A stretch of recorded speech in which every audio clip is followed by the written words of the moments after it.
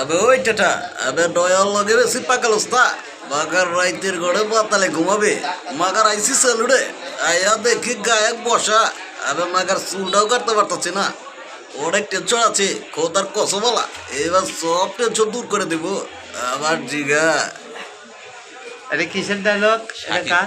সাকিব খানের। আর ডিপজলের ডায়লগ একটু শোনান।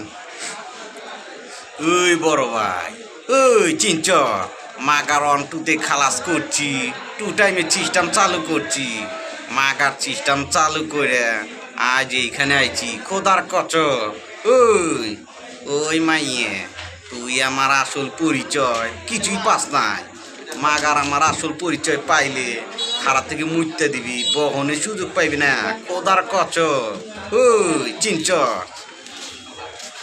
ওকে, থ্যাংক ইউ। তো গাইস এখন বান্নার